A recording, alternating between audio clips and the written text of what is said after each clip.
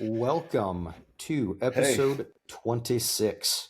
We made it. We wow. made it past episode 25. And despite all the talk and the rumor going around that we were going to quit and hang up the jerseys after episode 25, we decided to prove everyone wrong. Mainly ourselves. Yes, we proved ourselves wrong, Yes. which is good. We Because thought if you're we were not going to quit. constantly growing, yeah, because if you're not growing personally and getting better every day, then what's it all for? Honestly, that's a very true statement. I mean, that's I don't know if you're trying to be funny there, but that's you could probably take that, put it in your pocket and use it every day. Yeah, I'm going to do that from now on. Just stick it in my pocket and be like, here's a little nugget of knowledge. What's Just it all stick it for in the if I'm not getting better? Exactly. I mean, honestly, we just ended on that. It's a pretty inspiring episode. Well, thanks for joining, guys, on episode 26. Yes, it was a short one, but we're just going to leave it at that. Oh, I literally thought you were like bridging into something else, and then you said it was a short one. I was like, what? Oh, we're over? Okay, cool. Done. Nice. Yep, we're done. Easy as that. This has been fun. This has been a good Better than an ride. infomercial. But Saturday morning, oh Yep, we're. man, and it's a little brisk outside.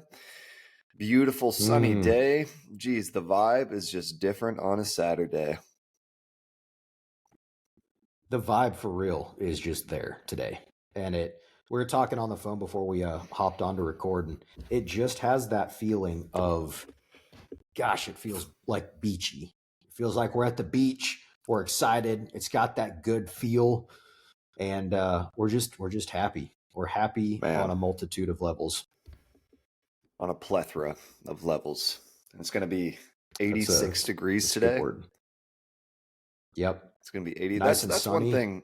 That's one thing about me that the audience should learn is that when I was growing up, my dad my dad and Chase's dad were both fighter pilots. They were both A-10 pilots. And my dad just really valued being smarter than everyone else. Like, no joke. He really just, maybe he wouldn't characterize it that way, but he definitely enjoys being the most knowledgeable person in the room. And that might have pushed on to me a tiny bit sometimes. I might have been called out for it like very recently. But my dad would read the dictionary for fun. He would sit in his big leather chair and he would read the dictionary. And that means whenever you're talking with him, you just get drowned in words you haven't heard before or used before, and you just feel dumber. So, to compensate, I would always try to use big words around him. And it's funny because when I'm around him, I feel really stupid, and he like every big word I use wrong.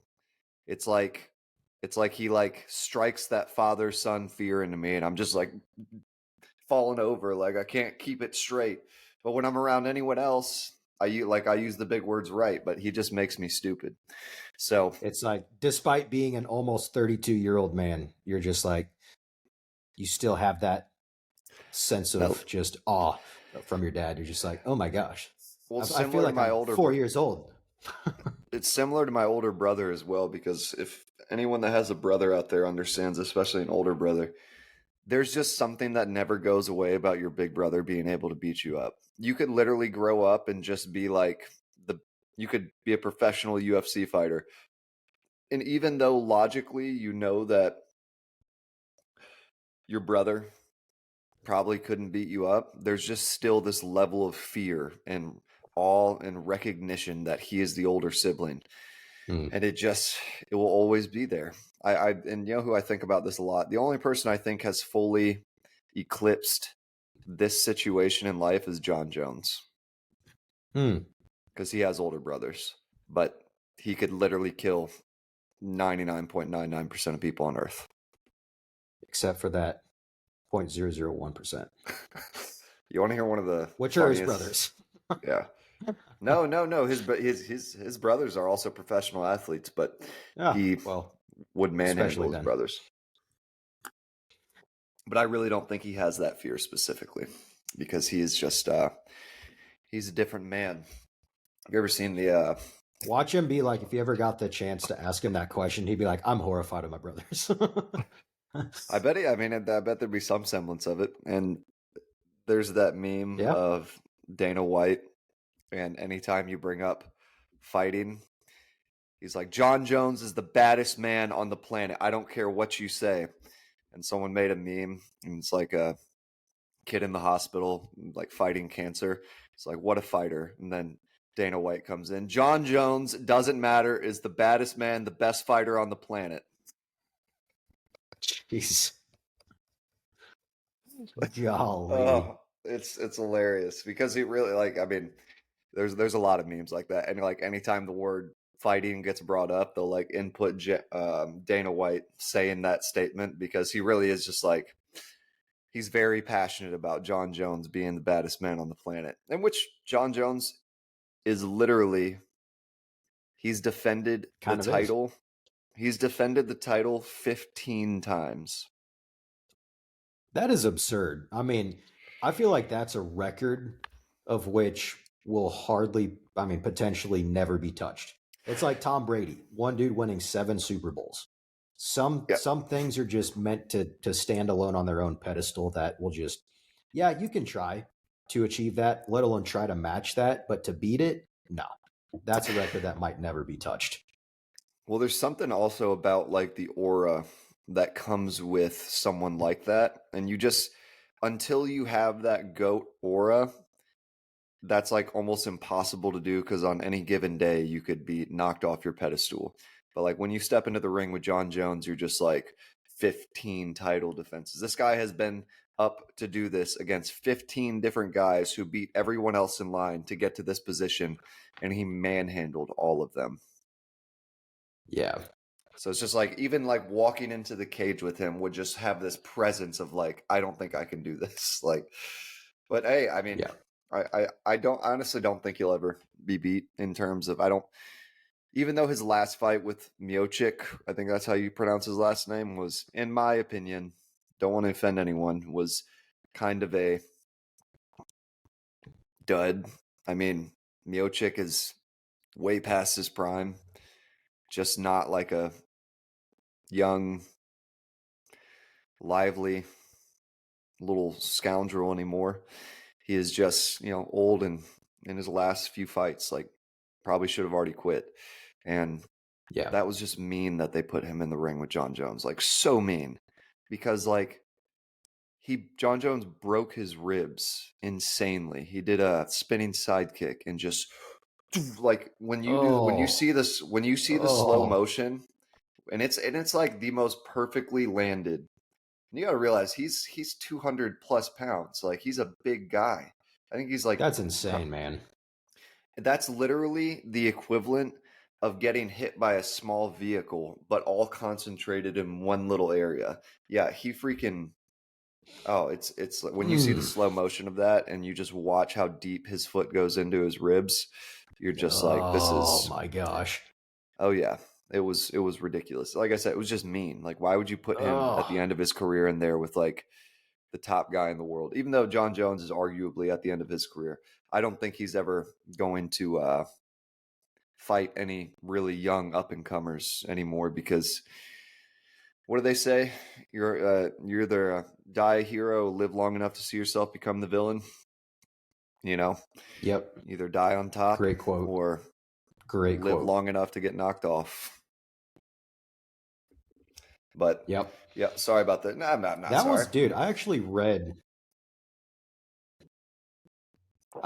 that quote that you just said from Dark Knight, that was actually, it wasn't even written by Christopher Nolan. Fun fact. It wasn't, it didn't come from his mind or his script writers. It actually came from his brother. His brother was the one that created that line, which turned out to be one of the most iconic lines that probably came from that entire movie series. And I mean, you've never seen the show Arcane. Arcane is you remember League of Legends? Yeah. Oh, yeah. Used to kill League of Legends. You remember Jinx from League of Legends? Yep, I do. With the big So Gatling gun. Arcane, yeah, Arcane was made around the character Jinx, and they use a and like it's her story. It's I think 3 seasons or 2 seasons, and I only bring that up to say that it's one of the best animes I've ever watched, and it's not even it's I wouldn't consider it a traditional anime because it's just animated. It's a traditional anime means that there's a manga, like the books are already written of the anime prior Hmm. to, and it's based off of those.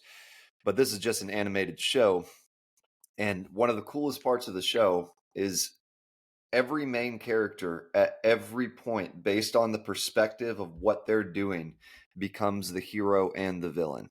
And it's just the coolest thing in the world because based on someone's perspective, there's no one in their story who's the bad person. Everyone is the good person, the altruistic Hmm. person trying to do the right thing, trying to save whatever they think needs to be saved, like Thanos. Like he really thought that that was the right thing to do. He thought even though it was a sacrifice, he was helping the entire universe.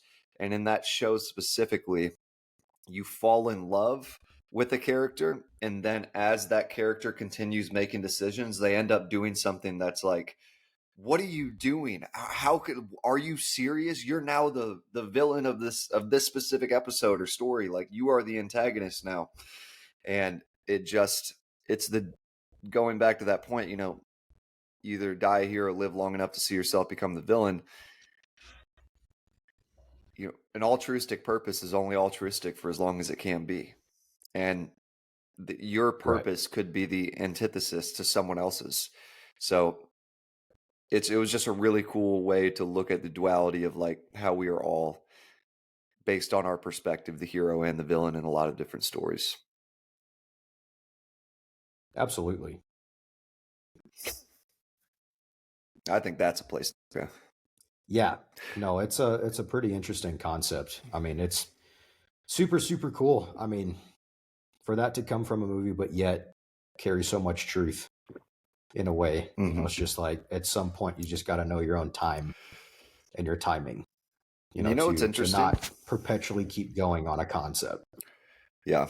It's also interesting that every single show, especially superhero shows, superhero movies, have all started to play with the multiverse.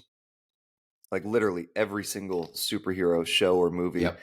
has started to incorporate the multiverse because it really does just give like such a cool angle of like, well, here's the hero version of a person, here's the villain version of a person, here's the person that never had powers or whatnot. It says I have a bad internet connection, so hold on. But yeah, it's all super cool. I mean, just that Sorry. Arcane show Yeah. No. was But I mean, going and sorry about that, guys. We were having some internet issues, so if it seems a little choppy at any point, it is specifically because Chase messed it up. Anyways, what I was saying is that in terms of this multiverse thing, all of these superhero shows have started to play with the multiverse. And there's this one I know you've seen, but yeah, I don't think you've watched it, Invincible. Oh man, that's such a good show. Such a good show. And it's very like adult too in terms of the superheroes actually like there's good and bad superheroes like Omni-Man, but there's one episode where they hmm go into a multiverse where one of these heroes, immortal, who's just a guy who is immortal, but he also has, somewhat super strength. He lives as a king, but forever, and everyone around him dies. And then, like, when Mark, who's the main character, comes into that universe, he's like, please kill me. I used to be like a good king, but like, I eventually went crazy. So, like, again, going back to that point, like, either die a hero, live long enough to see yourself become the villain. But all that to say that Yeah. the multiverse is cool. Dude, that whole concept of like living forever. It reminds me, did you ever see that movie from like the mid 2000s? Justin Timberlake was in it, In Time, where they figured out how to genetically modify the human genome rather than to rely on like biology and the aging process. They changed it to where time became currency and you could, theoretically live forever if you had enough time and like buy and sell. And there were like the quote unquote billionaires that had thousands and thousands of years. that they could realistically live. Um, Kind of reminded me of that because at the beginning of the movie, Justin Timberlake was, in the slums. That's where he lived, had to live paycheck to paycheck. You're like, week by Minute to week, minute. literally, and or minute to minute, second by second. And he comes in contact with this guy who was from like the wealthy side of town where he could, live for thousands and thousands of years. And he just got to a point where he was like 10,000 years old or something like that. And he's just like, what is this all for? Like, my life just keeps going on and on and on. Like, you reach a point to where you are just like, I'm done. And he transferred all of his time to Justin Timberlake, and then, came to That's this how Justin Timberlake humanistic became level to where he famous. was sitting on a bridge. It's true, from in time, and not from singing. But then when his time got transferred, the dude kept, like 30 seconds for himself just to enjoy the sunset or the sunrise. And then once his clock struck zero and ran out of time, he died. And then it went on to the whole progression of Justin Timberlake having thousands of years, and really cool movie. But it's just the interesting concept of like, even if you could live forever, on Earth or whatever it is, you would reach a point to where you would get so sick of everything and be like, okay, it's time to tap out. Well, I think that it definitely highlights that even though we're scared of death and a lot of us would like to escape it and maybe aren't ready for it, death and suffering are the quintessential ingredients that give life the friction it needs to be worth living. Yeah. Because there's nothing special about what you can do if you don't necessarily have a limit on when you can do it by. If you have all the time in the world to call your mom, why would you? If you know it's Yeah. never gonna if you know the opportunity's always gonna be there and it would never go away and you'll both live forever, why would you do it? What's special about it?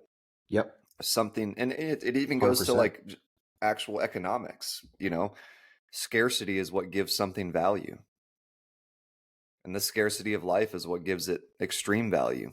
The fact that we don't have forever to live, and yet to your point, if we did, I think that life would quickly become extremely pointless. And it's very, in terms of like billionaires, why are all these billionaires always involved in these like sex trafficking rings and these horrible things and whatnot, like in, the Epstein list? And it's because when you reach a certain level in life and no experience is out of your reach and you experience everything that you can conceive that would be fun or give you some type of rush, your brain starts to struggle and it starts to go, I need something different. I need something that no one else can get, something that's scarce to give me the Mm. experience of feeling alive. And that's, I mean, if every want is met, the brain, in my opinion, will go crazy. Absolutely. Well, I mean, too, when you have access to just everything imaginable under the sun, money wise, you can have access to anything. But it goes back to the basic human condition of just wanting more and Mm-hmm. needing more to constantly feel fulfillment in life, even if that fulfillment manifests itself in a very, very, very dark and twisted way. And it reminds Yeah. me of King Solomon, you know, back in the Old Testament, like the richest man on earth, had everything, wisdom, all the money, all the things. And he got to a point in life to where he's like, but what is it all for? Mm-hmm. Legitimately, it's all temporary. Like, what is this for? So I think, finding that balance of it's okay to want more and to progress and all that, but it's the intention, but then also realizing it's the fine line and the dichotomy of what brings true fulfillment and true enjoyment in life. Yeah. And in regards to that, we're both Christian men, but maybe everyone that listens to this podcast, maybe some people don't believe in God. Whether you believe in God or not, everyone does have that God-sized hole inside of you, and you want to fill it with wants, pleasures, whatever it might experiences, whatever it might be. But I've never seen someone become satisfied through trying to fill that with things of this world. And I know You might feel it temporarily too. Mm-hmm. And I know we both know some very, very wealthy people that on the surface of what we think would fix all of our problems, they have all of that. And yet they're some of the most problem-ridden people that we know. Yeah. Isn't that crazy, man? That is the purest form of the grass is always greener on the other side. Just when you think that, oh, if I only had this, you get that, and then you just want more. You'd be like, oh, no. That quickly changed. Now I need this. And it's just that constant God-sized vacuum inside of every person that only God can fill, and we can sit there and search and strive and, fill our lives with all kinds of stuff that we think would do it. Yeah, you can find that temporary fulfillment, be like, I feel good in this moment. But you'll also quickly realize that only lasts for a short amount of time until you're on to the next thing. Yeah. And it's just that if you're led by your wants, then you'll always be going somewhere and you'll never get there. But if this is something that I said, and this is one of the things I will pass on to my kids one day. Because I've really, tried to going throughout life, I've always kind of tried to think like, what are going to be some of the main lessons that I pass on to my kids one day? The main things that I want them to take through life that I think will really help them. And one statement, you've heard me say it multiple times, I don't know how I came up with this, but I did when I was a lot younger. It says, when you want what you need more than you need what you want, life figures itself out.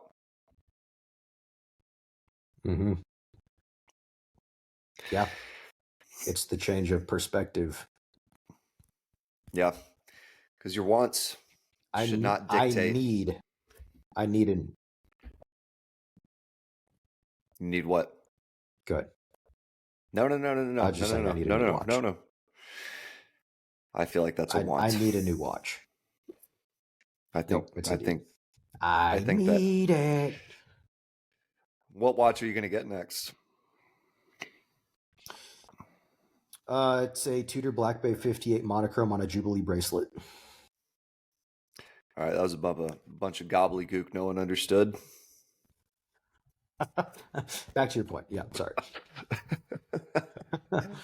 No, talk about the watches, man. We got to watch Fanatic over here, and they've tried to get me on the train. I mean, they did. I bought this when I was We kind of did. Yeah. You guys did, but I really don't have any. I'm not saying that I don't have interest. I do have interest. Would I love a Rolex? Yes. But in terms of how a Rolex makes me feel, I feel the exact same with this on my wrist. It just, and the other part is there is extremely noticeable differences in a Rolex versus a, Citizen or a Seiko or something like that. But when it comes down to it, very rarely have I ever looked at someone's wrist and actually recognized without them telling me that they're wearing a Rolex. Now, there are some watches that are impossible to not recognize, but in terms of this versus someone wearing a similar looking Rolex, I'm not saying that someone who has an eye for it couldn't spot the differences immediately, but in terms of how much it costs versus the impact it has on a variety of situations, it's just not that much different. Like the cost does not correlate with the impact outside of you telling people in a lot of situations. But it's also not about other Depending people on a lot the of person. times. Yeah. Yeah. What do you mean by that? Well, no, for example, depending on your involvement in watches, that will definitely change and how much interest you do have in the hobby. I was at a wedding almost a couple years ago, maybe about a year and a half ago. I had bought my Omega Seamaster. What was that? A couple months before that point, was super proud of it. Bought it for my 30th birthday and had it on, was at the wedding, went up to the bar to get a drink. I was talking with the bartender. I was like, hey man, like your watch, super cool. He's like, oh, thanks, man. Appreciate it. Went back to the table. enjoying the night. Long story short, later in the night, this older guy comes up and he's like, "Hey, heard you compliment the bartender on his watch. Are you a big watch guy?" And I was like, "Yeah, I've really gotten into watches significantly because a few buddies, it's their fault that I'm spending all this money." And he's like, "Oh, that's awesome. I'm a big watch guy too." And he asked what I had on. I was like, "Yeah, I just bought an Omega Seamaster, kind of my dream watch, a couple months ago," and showed him and all that stuff. He's like, "Oh man, that's a beautiful watch." I was like, "Yeah, appreciate it. That's Super when you happy know he's with about it." to And I flex. asked him, "Yes, exactly." And I was like, "What do you have on?" And he took it off his wrist and handed it to me. It was a Rolex Daytona with gold around it, but it was a meteorite dial, actual meteorite that Rolex purchased to make their dial from. So each individual Rolex in this specific line or edition is different from the next. And I was like, "Oh, that's pretty sick." He just casually handed me a Rolex Daytona with a meteorite dial. Subsequently, finish up the conversation, and I went to look it up on my phone. He had just gotten it a couple days before, and that watch is valued at approximately $70,000 to $80,000. I knew it was a Whoa, special buddy. watch. I knew it was a very special watch. But when I saw the dial, I was like, "Okay, yeah, that just upped it to an entirely different level." But the fact that that dude just took it off his wrist and let me hold it, it was 80 grand in my hand. Yeah, that's I was stunned and blown away. And it reminds me of a different time. This was a couple years ago at this point too.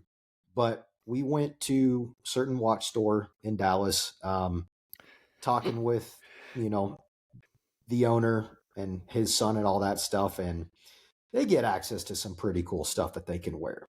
And we were talking, of course, about watches and asked him what he was wearing. And I think it was a Patek Philippe Nautilus, I believe. Long story short, he took it off his wrist, handed it to us. We played around with it. Come to find out, it's worth $160,000.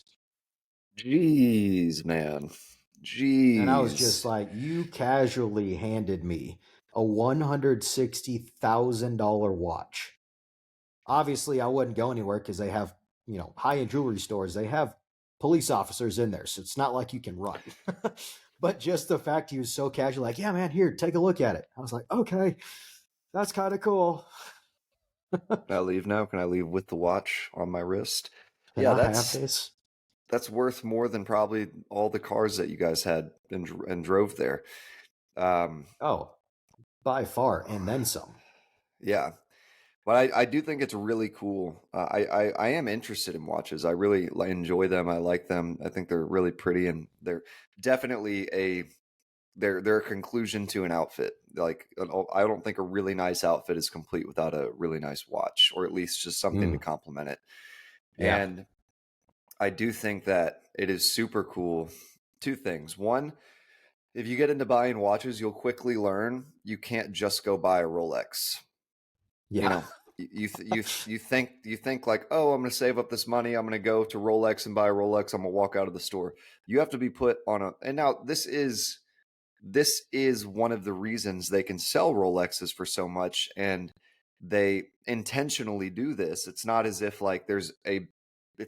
they're so backed up that they couldn't actually give you the watch out of the store, but they make you go onto a list. You have to be put on a waiting list and approved to buy a Rolex. You can't just go buy a Rolex. And that is why the moment you walk out of a store with a Rolex, it's worth more than what you just bought it for. It's one of the only things that immediately appreciates in value after you buy it. So Yep. it's a very good asset. If it's taken care of really well, then that's going to appreciate over time.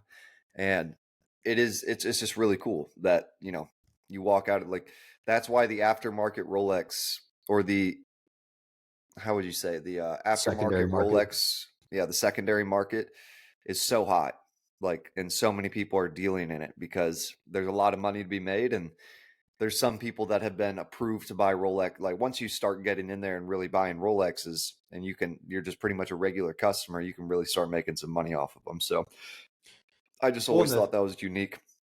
yeah, absolutely. Well, I mean, just on a going on to that note, like you can't exactly, I mean, you can, but you're going to get blacklisted if you do from Rolex. That if you go and buy a watch, walk out, and then you turn around and flip it, and certain dealers find out that you're doing that, you'll be blacklisted pretty much from ever buying one again. Because it's that is not the point. Unless you're another certified dealer or a dealer of watches and not just some random Joe Schmo who's like, I'm going to totally flip watches. That will leave a very bad taste in the mouth of Rolex, and they'll kind of not want to deal with you in the future. So you do have to be careful with that. But at the same time, yes, it's a beautiful piece and it's cool to have as an accessory, but it's a true art form. I mean, what these watch companies have done just with the wristwatches and just the technology and the mechanics and the physics behind it, it is truly a work of art. I mean, you Yeah. walk around with a work of art on your wrist.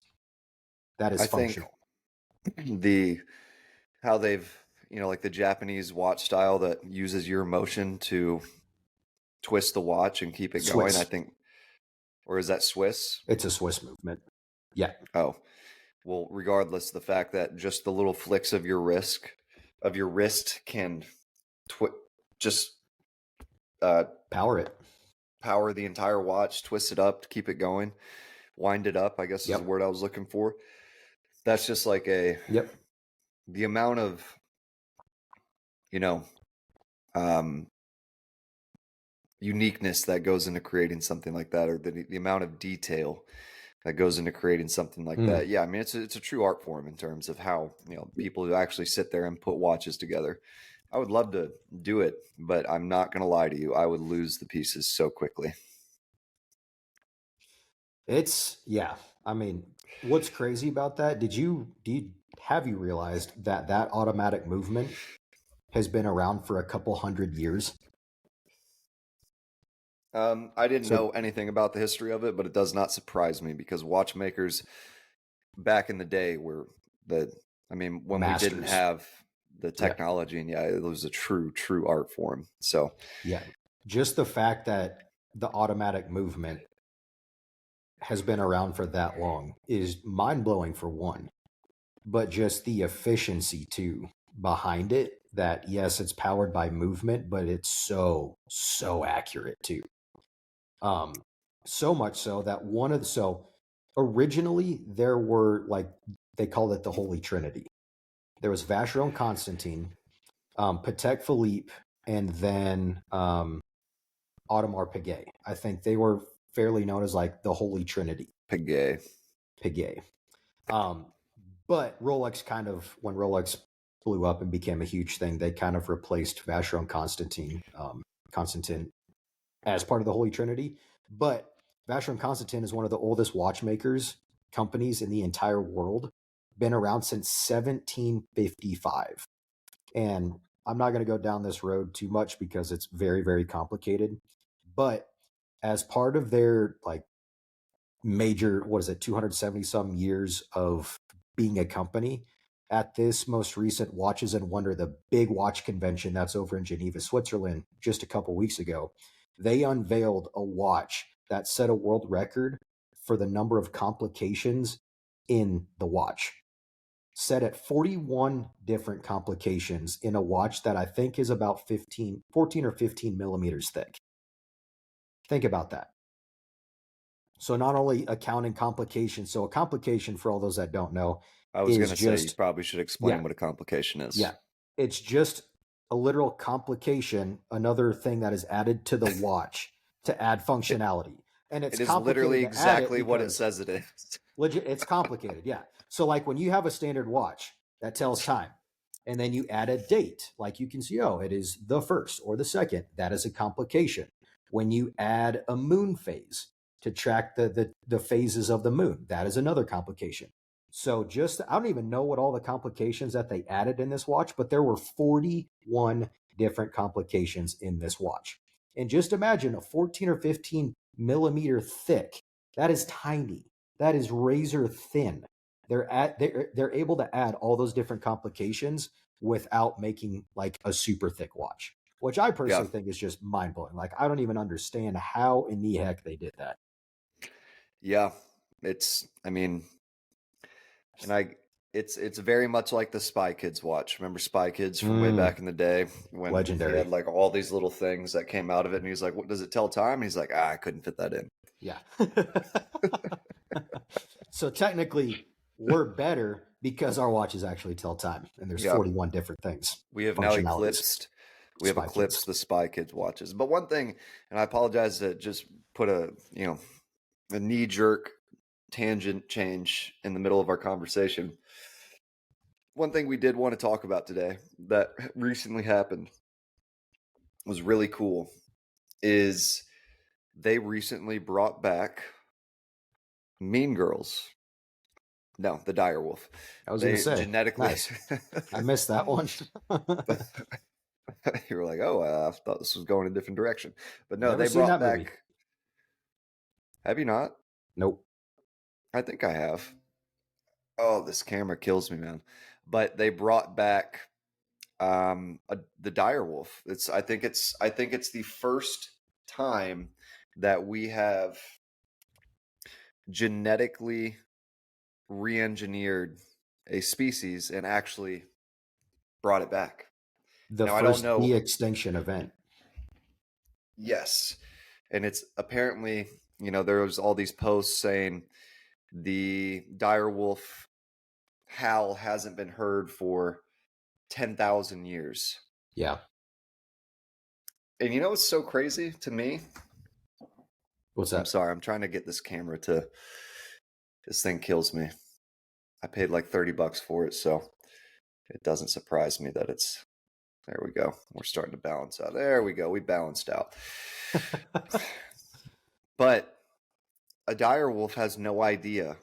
Isn't that crazy that like something can come back to life and it just assumes life as normal? It's just like, oh, well, I'm a dire wolf. I'm going to start acting like a dire wolf. Mm-hmm. It just speaks to the how engraved genetics are in terms of how we act or what we do. And this prepackaged code that tells you how to be a dire wolf. And it's just there. To them, they're just like, oh, I'm alive. I'm part of this again. Like, oh, we're just back. Like we don't even know that we were ever gone. Yeah. We're just part of the world again. And it very much, it reminds me of Assassin's Creed, because the first Assassin's Creed games were really good. The next iterations have all been mostly crap. Outside of a few of the first sequels, the next iterations past that were just money grabs, including this recent one, this Chinese one. Japanese, they're samurais. Japanese. It's a black samurai. Like, well, I mean, that's based on a real person. Really? Yasuke. Yeah, there's it's a very, very famous story. There's actually a whole show about it. Okay. His name was Yasuke. He was the only recorded ever black samurai, but he actually was trained under a samurai. Something happened to where he would have had to have committed what is the death ritual they called? Seppuku or something like that? Yeah, seppuku, I think, something like that. And he ended up rebelling. Yeah, seppuku. He ended up rebelling because he was like, no, I'm not going to kill myself. And he was a really, really powerful samurai, like a very famous, very powerful samurai. And I think he actually fought in wars as well. But yeah, so that is actually based on a real person. Cool. And That's then, awesome. but the thing I don't like is it's so much gay stuff. Like they have to put in the gay stuff. I'm just like, why? I don't need to see a sex scene in a video game at all. Like why? Like, why is it even here? Yep. It was like swords and fighting. I don't care. They're not even real people. Yeah. What does it add to the story? Yeah. Like nothing. I don't care what they do off screen, because off screen they don't exist. Yep. You're making this exist. Yep. But I say all that to say, in the first Assassin's Creed, they essentially had found a way to find imprinted memories through the genome. And the way they described it was like, how does a hawk know to be a hawk? How does a hawk know how to hunt its prey without ever being taught? And it's these pre-inscribed genetic instructions. And, through that, they're able to derive memories, genetic memories, and then put a person into that genetic memory and have them actually operate within it and identify things and see the world around them as for what it really was at that time. And that's why Assassin's Creed was so cool, is because this guy was going essentially back in time and living as a past genetical, not as someone in his lineage who was an assassin and able to operate through that genetic memory in that time and learn things about that time because they were trying to find an artifact. And that's very much like how this direwolf situation is. It's just like they're essentially they went back and they unlocked the genetic memory of the direwolf. Yep. And now there's 2 living direwolf that have never. I think there's more now. They just had another one. Have they released any? What? No, well, yes and no. They will never be released into the wild. They are, for now, being kept on their own couple thousand acre preserve. That is, by the way, super, super top secret.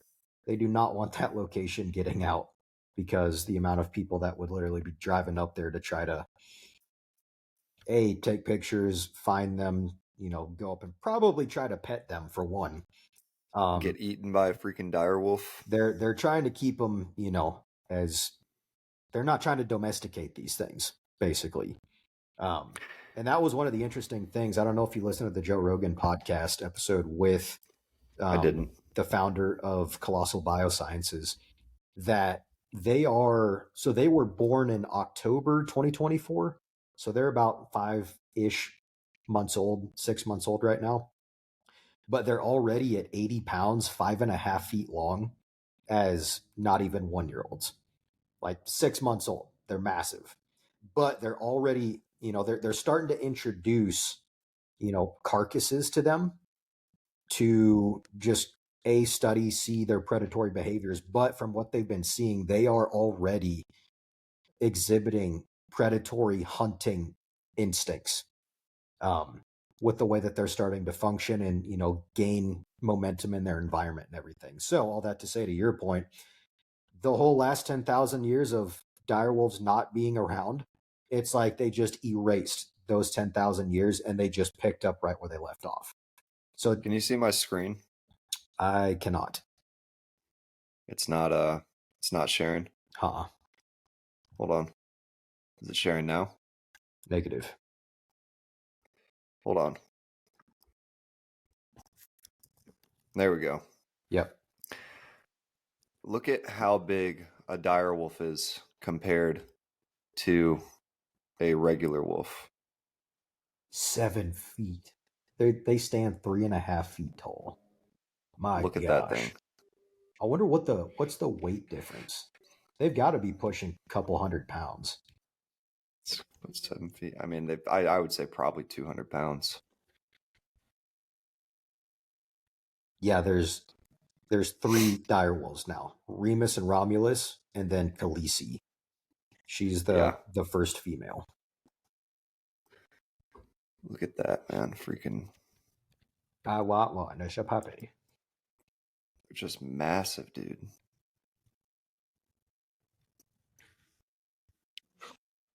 I mean, look at that. Maybe that's not a direwolf. I don't think that is. That's a Canis lupus and an Epicyon haydeni. Knew that. Heck yeah. Yeah. So I don't think this is entirely true. They're saying direwolves only get to a maximum of about 150 pounds. Are you sharing now or am I sharing? You're sharing still. I'm just looking it up separately. How do I stop sharing? You should be able to just click stop sharing. There should be a little button.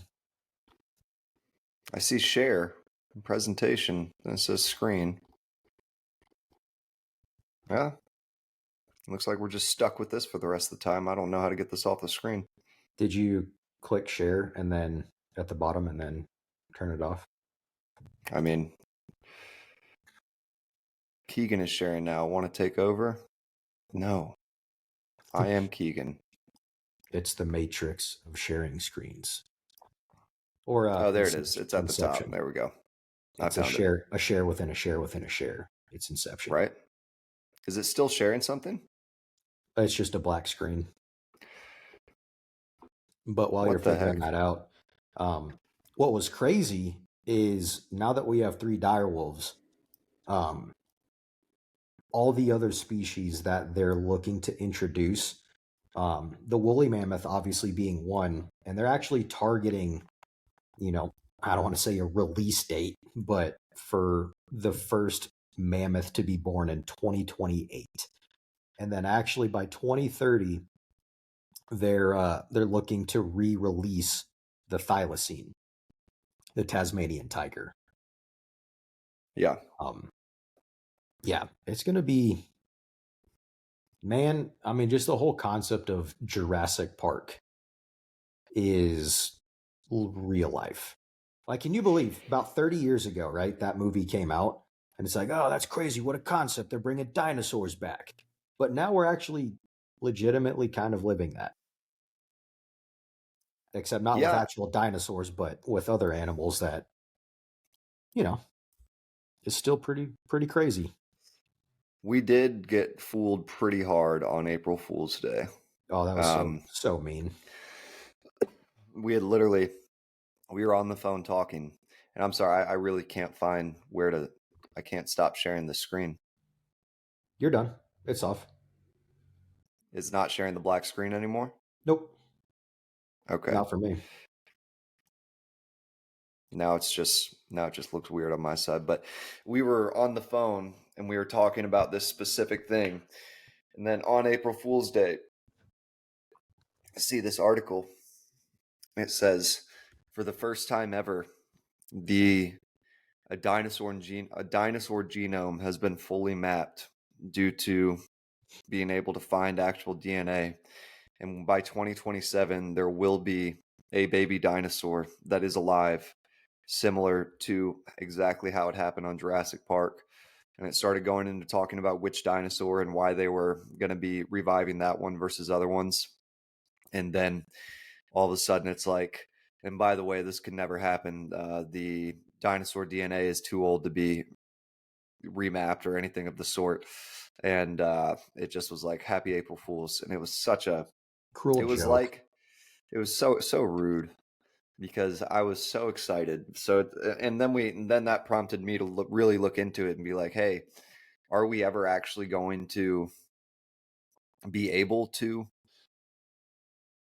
actually re-engineer dinosaurs in the way that we thought, or not we thought that they did in Jurassic Park? And it said no, unfortunately, because for instance, the dire wolf was 10,000 years ago that it was alive. That was really hard for us to get enough DNA to replicate that. He said that dinosaur DNA is just dust. It's Yeah, completely broken down. There is nothing to go off of. It doesn't matter if you have skin, eggs, there's no, like, DNA is a biological compound that decays with, without it being in the right state. So it essentially just turns to dust. There's nothing to recoup. yeah. So we will, unless there's some insane technology that's not even theorized at this point, we'll probably never be able to bring back dinosaurs in the way that they did in Jurassic Park because there's no DNA 60 million years later. And they, Which, yeah, I'm kind of okay with that though. I'm just not like, I don't know. I think we would have the best intention of keeping parameters on these things, but at the same time, we're human and we do mess up and things can absolutely go wrong. So I think out of all the creatures we would try to bring back or de-extinct, whatever you want to call it, I think I'm okay with that. It'd be cool to see a dinosaur, but at the same time, I'm like, I don't know. I definitely think that if that happened, there'd be a black market, and just like people own tigers, there'd be people Oh owning yeah, velociraptors, and then they'd get out in a neighborhood and kill kids and stuff. Yeah, it would go south really quick. really fast. They did talk about the megalodon, or colossal did, and unfortunately, there is no actual Megalodon DNA for us to try to re-engineer a megalodon. I would love to see one of those things, but holy cow. My mind goes back to the movie The Meg with Jason Statham. If like one somehow got loose, just what that would look like, how much it would just potentially tear up and change the whole ecosystem of the ocean, like eating whales and just orcas and all kinds of crazy stuff. That would be, I mean, the oceans back then, probably one of the scariest Scariest. places that you could ever imagine in Oh the yeah. history of the world. I mean, the oceans now. Oh, dude. I mean, I think this was an old video, but a video resurfaced. Oh, dude, I saw two crazy videos pop up on my feed. One of them, and I think this it might be a different video, but I think back in 2022 or 2023, there was a dude swimming off the coast of Australia, and you just see the splash in the water, Yep. and then the thrashing in the blood, and then all of a sudden you see his torso just floating there, and the shark Yeah. comes and takes the rest of it. I Yeah. think that this was a completely different instance, and the same thing happened, and it literally looked like in the exact same place. And Mm. then I saw a video of a 16-foot crocodile swimming down a river with a full grown man in its mouth. Yeah. Gosh, dude.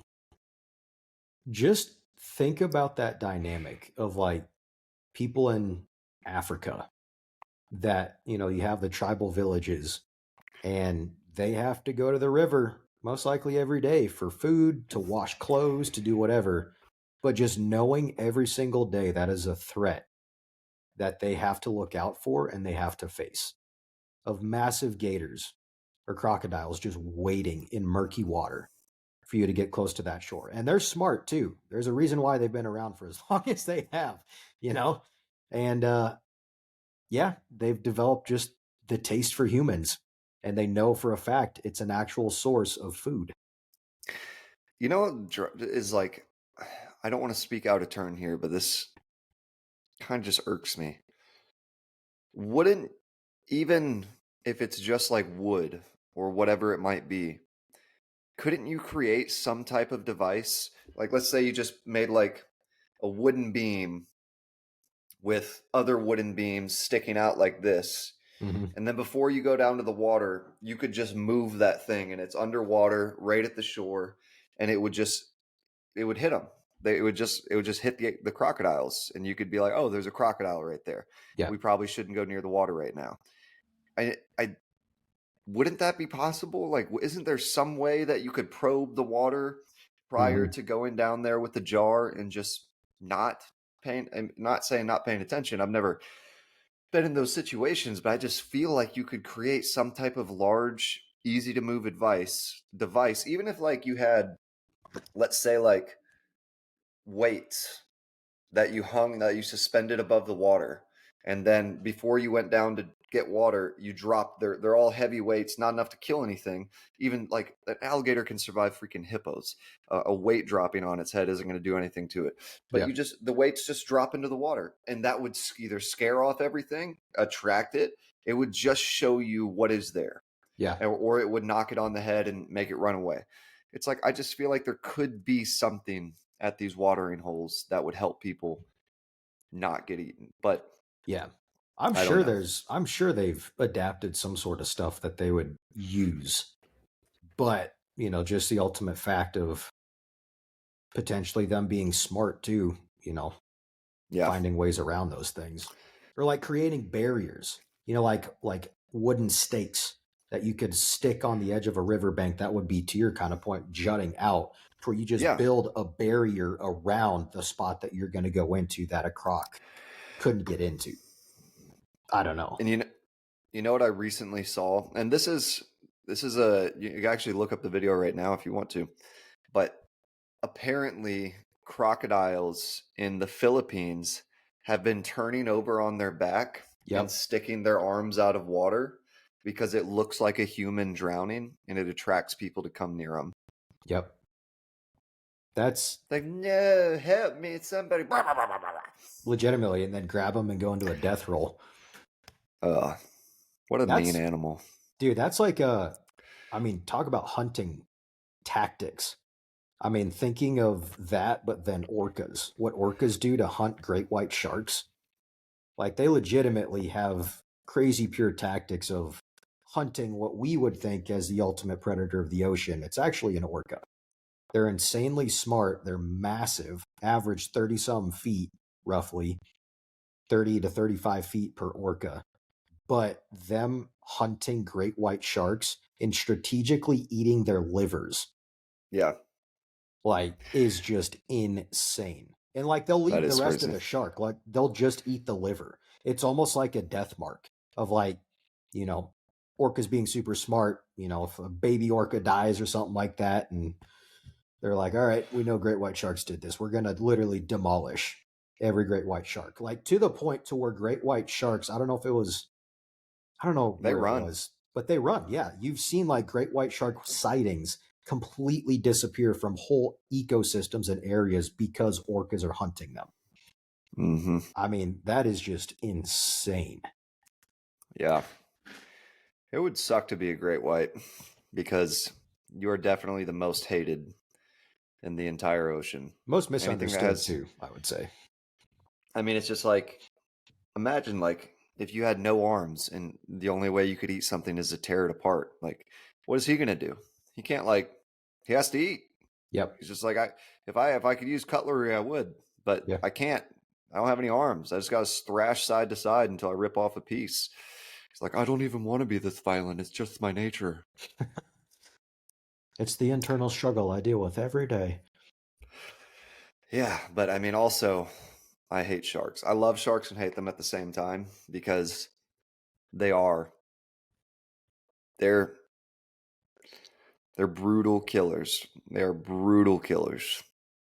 When you've seen shark attack videos of people actually getting really chomped up, Yeah. that's hands down one of the scariest things in the world.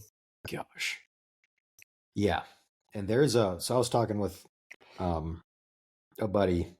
We both know him. I won't say his name, but he went on a dive trip with his girlfriend a couple weeks ago. Um, we'll be seeing him today. So, you know who I'm talking about later tonight. Oh, okay, yeah, Yeah. yeah, yeah. And evident like he went down, they went down to I think Cozumel. He got scuba or Cozumel? You say he Cozumel? Cozumel. Cozy Neal. Um, but he got scuba certified because his girlfriend and her dad are like big divers, blah blah blah, and he got certified and had an amazing time. But one of the dives that they were talking about going on was a bull shark dive. And I was That's a like, hard pass. dude, Hard pass. you gotta be so careful. The most aggressive testosterone ridden shark in the entire ocean, even over great white sharks. Bull sharks take the cake with the most aggression. And I'm like, to go on a dive in open water with bull sharks surrounding you as you're sitting on the ocean floor, I think I would even have to pass on that. Hard pass. Hard pass. And man, in terms of how crazy they are, they're the only shark that can swim up freshwater rivers. Mm-hmm. And like that's I remember I think it was back in the 1930s. There was a really famous story of way inland, like there was a bull shark on the loose just killing people, like killed multiple people in a river that, everyone thought was just super safe and you could swim in it all the time. Killed multiple people. And it's just like those things are diabolical, man. They're crazy. And yes, like you may be able to say like, "Oh, I'm not scared of anything." Like, this I'm not worried about it. I'm a man, I'm going to get in the water, whatever. You don't have to be scared to get killed. Yeah. I always tell people that. Like back in when I was a little bit of more of a rapscallion and I was getting in tussles out in public areas when I was younger, people always be like, "You don't scare me." Like you don't scare. Like it's like you don't have to be scared to get knocked out. Like it plays no factor in you getting your butt kicked. So same thing with a shark. You could be the most calm person in the world, and that shark biting off your arm is still that shark biting off your arm. Yeah. Yeah, man. I mean, just looking up some of the places where bull sharks have been found. Um, oh shoot, oh shoot, oh shoot. My Um, parents' pool. Louisiana, obviously, that makes complete Oh yeah, sense. coming up the Delta. 2014, but the most recent one, from what I'm seeing, at least the most recent documented one, was 2024 after Hurricane Helene. Um, there was a bull shark found in Lakes Park, Florida, in one of the freshwater environments there. You want to know where Lakes Park is? Where? Slightly north of Anna Maria Island, That doesn't surprise me at all.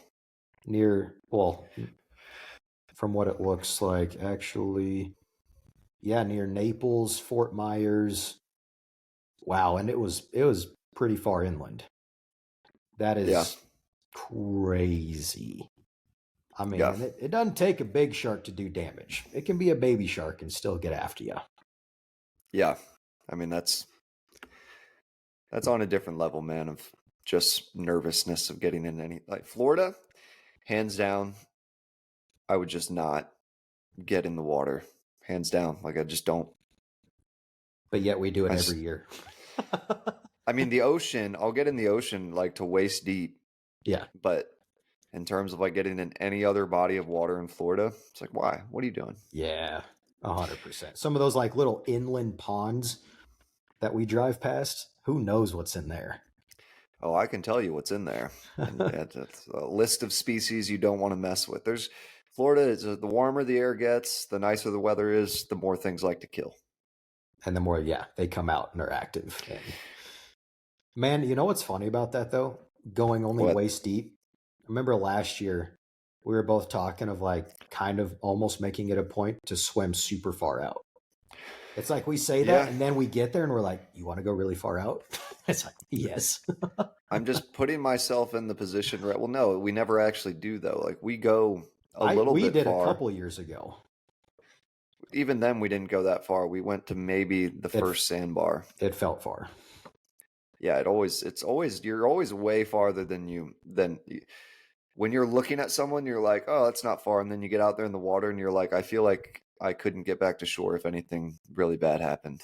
Oh yeah, for sure. You remember how big the waves were that time, and we're just Oh thinking about dude. going in the water. It was just Well, that rough. that last day last year was brutal. And I remember we were just like, it's our last day. Try to get in the ocean. Let's just try it. Dude, that undertow was insane. Yeah, Like it you was could get crazy. sucked down the shore in a matter, I mean, 50 yards within a matter of 20 seconds. Yeah, It's just not worth ocean is it. nothing to mess with, man. Ocean is No. nothing to mess with. But we'll be experiencing that. Not red flags and hopefully not undertow, but some nice calm waters here in about less than 4 weeks. Yes, sir. This will be a general thing we'll talk about for every episode leading up to Florida. Just heads up, audience, because we are, needless to say, kind of excited. Until we get rich and we can afford properties there, this Yeah, is kind of a big deal for us. it's a very big deal. Yeah, so just bear with us. It Yes, is the one time of year we get to just kick back, relax, and and enjoy. swim in the ocean. And But boys, I think we might, maybe potentially, we'll do an episode in Florida. We'll think about it. I'm down. Let's do an But episode in Florida. We'd, yeah, we'd be the happiest we've ever been. bring all the gear. We have to do it early in the vacation though, because we can't. Oh yeah, If we're halfway through, your mom's going to be like, "Oh, it's almost done," and we're going to be like, "Dang it, I don't have the so depressed. excited energy to do the podcast anymore." We'll literally have to do it the first full day that we're there. Yeah, Ideally that in would the be morning time. Like as we're some nice drinking coffee, we could even Mm. go outside and record too on the patio Mm. with the ocean behind us. Audience will get some ocean waves flowing. But yeah, if we don't do it day one, it will not happen. I don't think Yeah, otherwise. true that. And we'll have to find a. We've never recorded in the same room, so we'll have to. That will be It's true. interesting. We'll just be really awkward because we know Setup. how to function when we're in different spaces. But if it's the same room, it might get a little awkward. I'm not gonna lie. It would be a different dynamic. It would. Because I don't like you in person. I think you're better on a screen. Yeah, I mean, I was thinking the same thing. Distance Good. always makes it better. So Distance is just good. Distance is good. If you have a relationship out there, guys, distance yourself from that person. It will help it. yes, dramatically. Yes, 100%. But all right, boys, I think that's probably, we're going to cap it off for this Saturday. And this was, as all of the episodes are, pretty dang good episodes. So you're welcome for the product, the delivery. We do it. We're men of the people. Yes. Yes. I was trying to think of some like inspirational quote, but I couldn't. Oh, just, hey, when you want what you need more than you need what you want, life figures itself out. That's true. Yep. I was trying to do it again, but I couldn't do it. So I'm just going to be awkward now. We're good at it. But happy Saturday, everyone. If you're not listening to on a Saturday, just know that we're sending our Saturday enjoys to you, and we love you all, and we will be back here next week to bring music to your ears again. With our songbirds of our generational voices. I was trying to work a Step Brothers quote in there. It's like, Brendan, I'm not kidding. Your voice is like Fergie and Jesus. Mixed together. Mixed. Yeah. Or classic movie. The songbird of your generation. That's our voices coming to your ears. And we are happy to do it. Every single episode. We're here. Hey, you did it. You did it. Good job. Nice. All right. We're going to tie this one up real quick before... I'm going to go cook some deer meat. Ooh. Yes, it's going to be good. Sounds good. All right, boys and ladies, enjoy this episode. Enjoy your time. Enjoy your weeks, whatever day you're listening to this on. And we will catch you on episode 27 next time. Yes, sir. Goodbye.